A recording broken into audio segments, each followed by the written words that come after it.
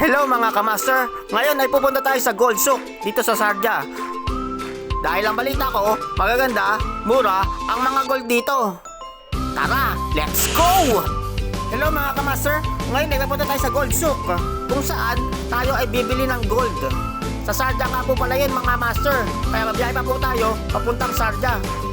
Sa metro na nga po pala tayo mga master. Yan po, ang metro dito sa Dubai. Ito nga pala, tinatawag nilang Nul Card dito sa Dubai. Magagamit mo to sa pag-travel dito sa Dubai. Niloloadan nga pala to mga kamaster. Kaya ngayon, papaloadan ko ngayon. Ganito lang po mag-load yan mga kamaster. 20 dirhams po ang ipapaload ko mga kamaster. At pagkapindot mo nyan, ilalagay mo naman pala ang pera dito. At pagkalagay mo nyan, hihintayin mo lang siyang magkulay green na.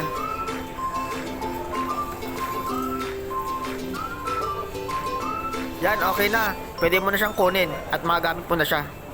Mga kamaster, nandito nga po tayo sa loob ng metro. Ganito nga po pala ang itsura niyan. Maghihintay pa po tayo ng 2 minuto para dumating ang train. Nandito nga po pala tayo sa loob ng metro. Bali, isang station lang, bababa na rin naman tayo.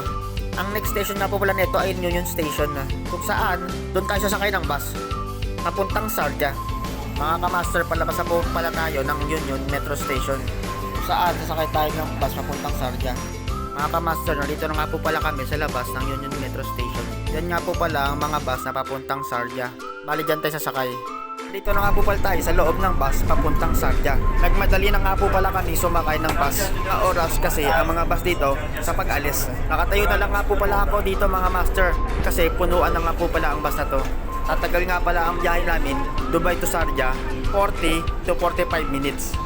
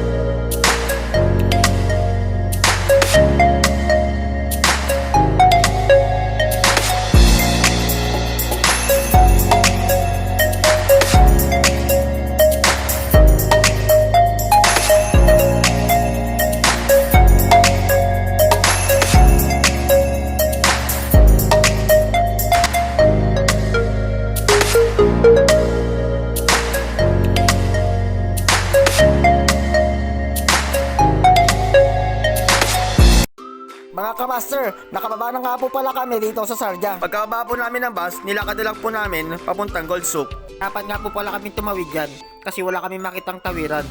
Kaya nagtanong kami kung saan mayroong tawiran dito. At ang sabi sa amin ng mga ibang lahi, tumawid na lang daw kami kasi wala naman daw tawiran talaga. At nakatawid na po kami sa kabila. Ito na nga po pala ang Gold Souk. Located po yan sa may Sharjah. Para mas madali, i-google map nyo na lang.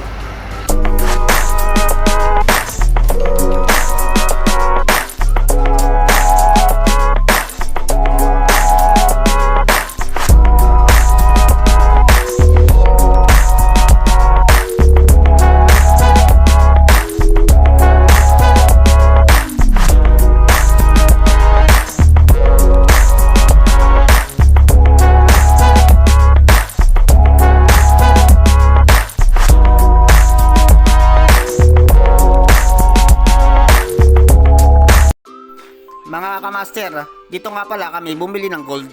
Sa second floor nga pala ito ng Gold Souk. Marami po kasing tindahan dito ng mga gold. Bago nga namin ito nakita, marami na rin kami napagtulungan dito. At dito na rin kami bumili ng gold. Napansin ko kasi maraming mga kabayan na bumibili dito. At dito ko rin kasi nagustuhan ang mga gold na ibibigay ko sa mama at saka sa papa ko. Ito nga pala ang napili ko para ibigay sa papa ko. Mukha kasing maganda siya. At talagang magugustuhan niya to.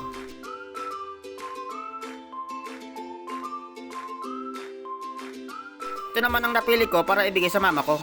Maganda kasi siya at makapal, kaya ito ang pinili ko. Sulit ang pagpunta namin dito sa Gold Souk kasi alam ko na tunay at maganda ang kalidad. Kaya kung magbabala kayo bumili ng gold, punta na kayo sa Gold Souk at makakasigurado kayong hindi peke ang mabibili ninyo. Salamat mga kamaso sa panonood. Sana may mga natutunan kayo. See you soon for the next video. Bye!